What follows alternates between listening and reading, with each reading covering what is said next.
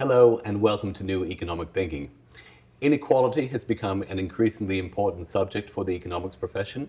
It has generally taken the form of studies on wealth and income inequality, but my next guest, Professor Marlene Kim of the University of Massachusetts at Boston, has dealt with the issue of racial and gender inequality.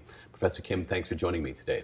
Thanks for having me. You have taken on this study. Arguably, gender and race are more long-standing and vexed problems. What made you decide to take this on in the first place? I have done research on gender for many years, for now 25 years, and I was curious how inequality affected racial minorities, so I've done some research on African Americans and Asians. And then I was curious, as a woman of color, how race and gender interact in minority women's lives. So I have been doing a line of research examining how earnings are affected by race and gender. Now, I know you're at the preliminary stage of the research, but you're actually trying to quantify the differences between various different ethnic groups, because clearly the inequality experience might not be the same for, say, an Asian woman as it would be for an African American woman. Right, and I assume that these will be very different. I have looked at African American women, and I found that for African American women, their earnings are 15% lower because of their gender. It's 9% lower because of their race, and being a woman of color, there's an additional 3% penalty as well. And how does that compare with, say, Asian and Hispanic? Have you gone that far? I haven't gone that far yet. I expect it to be different. But there's been an element of is there an element of double counting, or is there a double negative here, in the sense that you get the one form of inequality because of the racial aspect, and then another aspect of it because of the gender? Is that do they tend to add up to a double negative, or does one tend to mitigate the other? What's the interrelationship? Well, for African American women, instead of having double discrimination, there's actually triple discrimination. That your gender and your race discrimination don't add up to your total discrimination. In fact, there's an additional 3% penalty for the intersection of your gender and your race. So you don't subscribe to the notion, for example, that some people would say that the sum is not equal to the whole of the parts, in the sense that there are people who argue that there's a double affirmative action benefit to being both a woman and a person of color. That's the argument. So far, my research shows that no, that you're actually penalized even more for having being a woman and a person of color. It's not double, but triple penalties. And that, again, is for African American women. For Asians or Hispanics, I haven't done that research yet, so I'll see what their penalties are. Now, you haven't done much on you said you focus more on the policy aspects. What are some of the policy proposals that you have in mind that could mitigate the problem? Well, for instance, I'm looking at the minimum wage. Both minorities and women tend to be at the bottom of the wage scale. They tend to be disproportionately at the minimum wage or below. So I assume that increasing the minimum wage will reduce gender and race inequalities. Do you have a number in mind? Are you in favor of there are some proposals that seem to raise the minimum wage to as high as $15 an hour? Well, my current estimate is that if you raise the minimum wage to $14.50 an hour, that the gender wage, women's wages would increase 9%. And the gender wage gap will be reduced by 5 to 7%. So in this sense, doubling the federal minimum wage will get you to a lower gender wage gap. Now that will get, the minimum wage, of course, would deal with the inequality aspect, but there are other aspects. For example, the economics of care come into play as well. This is something that's been left to the marketplace, and of course, women generally have been associated with the caring professions, and also the home care regarding children and the like. Are there any policies which you have in mind which could specifically address this problem? There's been a number of proposals for more family-friendly policies, having government subsidies for childcare, having more flexible time at the workplace, flexi-place. So all these family-friendly policies could help women, certainly. The other thing would be enforcing non-discrimination laws and having affirmative action again. Those really helped women. They helped African Americans enter the middle class. So those are policies we've had that have been eroded over time, which could continue to help. And given the current political climate, is there any likelihood that we'll see greater moves towards affirmative action? Probably not, no. And especially, well, we'll see with the Supreme Court decisions as well. So those don't look likely, but they could be policies that have been very effective. Women were able to enter medicine and law.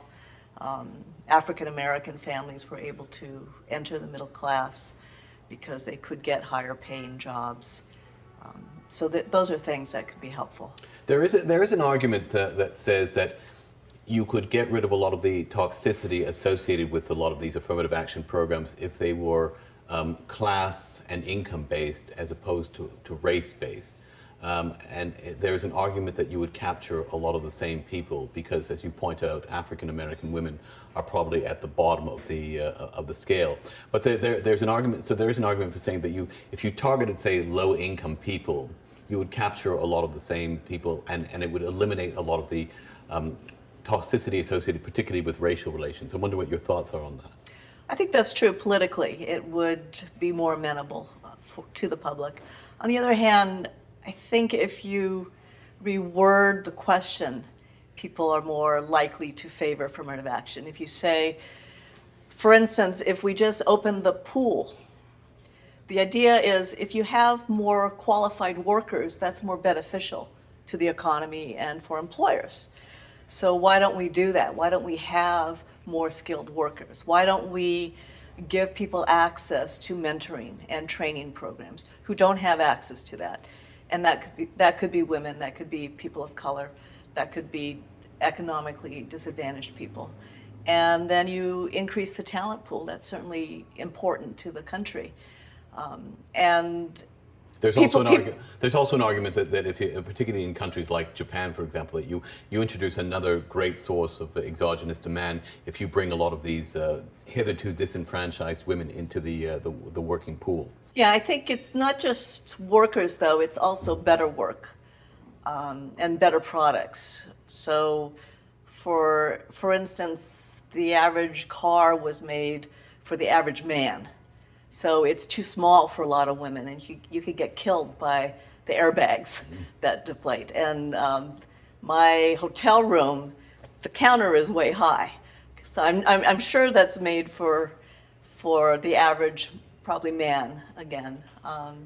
So if you have workers who are more diverse, you can have better products that can reach the entire population. So are you suggesting we should be doing stuff to the building codes as well, for example, or to design better?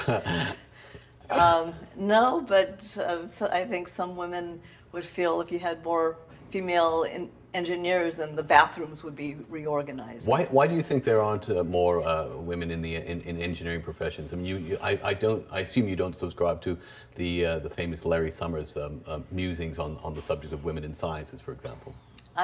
There's been a lot of studies on women in the sciences and engineering and in math, and it varies.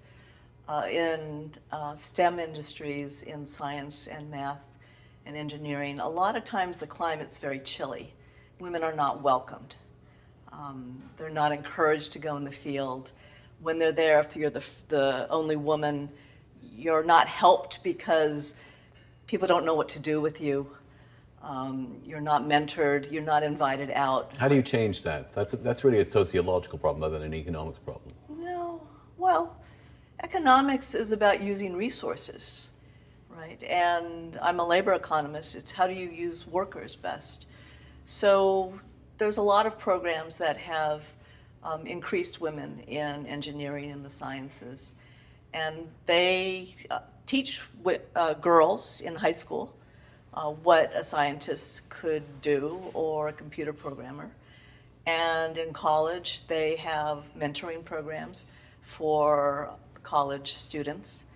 And then at the job, if you hire more than one woman, if you hire a cluster of women, you have a social network and you don't feel so odd and you could fit in better. So there's a lot of policies that actually work. Carnegie Mellon increased the number of women from like 3% to 30% in almost 2 years by implementing programs like that. So it's very doable. It's just being thoughtful about the fact that work can be very different if you're the only one there, and that you have to be conscious of that and build support systems that are naturally there for other workers. And do you achieve that largely through government legislation, or what's the optimal way of achieving those policy changes that you advocate? I mean, affirmative action, non-discrimination was government regulation. There's programs for like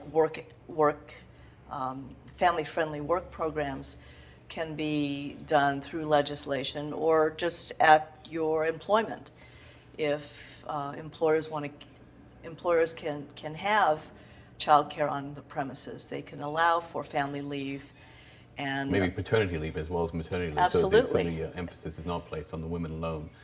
Because that's one of the arguments, of course, especially when you get up to the higher levels of management. The argument is, well, I don't want to invest all these resources in a woman who could be leaving me when she gives birth to a baby or wants to spend her time mothering the child, actually. So I guess if you devoted increasing resources towards paternity leave, you would mitigate that problem to some degree. Well, I think even broader is thinking about allowing people to take leave to do, maybe you need a sabbatical for a year to do something you need to do in your life, and you could give that to a man or a woman. There are companies out particularly in Silicon Valley that seem to be at the cutting edge of this. It hasn't really caught on yet in mainstream American practices, but it seems to be growing. That's right, and I think other companies can do that. I know somebody who works on Wall Street, and their recruitment was, and it's a small company, and they decided that they saw a lot of untapped potential. They saw a lot of women who were not getting jobs on Wall Street. It's a very testosterone-laden culture, Yes. unfortunately. Having worked in it myself, I can tell you. And they hired these women, and the women were very grateful to be working and being trained. And when they had kids, they gave them a year off, and they gave the men the year off too. And the women came back because they were so grateful for these companies to let them have a family life and a working life. So I think you can retain your workers if you allow them to have a job, the training, the upward mobility, and then it's not a waste of time. They'll stay there. On a scale of 1 to 10, 1 representing the worst, 10 the optimum, where do you think we are today in terms of dealing with the issues of racial and gender inequality? We're pretty far behind on a lot of other countries, especially with the gender. Who do you think does it best, the Scandinavian countries? Scandinavia does very well. I mean, mandating a legislature to be comprised of a certain number of women, that would never happen here. Well, we're getting close. I noticed, for example, the most recent Canadian, the new Trudeau administration, for example, has half of its cabinet members are women. And when he was asked the question, why did you come to that number? And Justin Trudeau, the Prime Minister, said, well, because it's 2015, as if nothing more needed to be said. So hopefully, Canada being, by virtue of its proximity, perhaps it does indicate that their cultural values are maybe more closely aligned than we think in this country. Well, they have national health insurance too, so they're pretty different. I think to get it in the U.S., we're far in terms of gender. A lot of that is because we have a lot more inequality in general. So we have a lot more inequality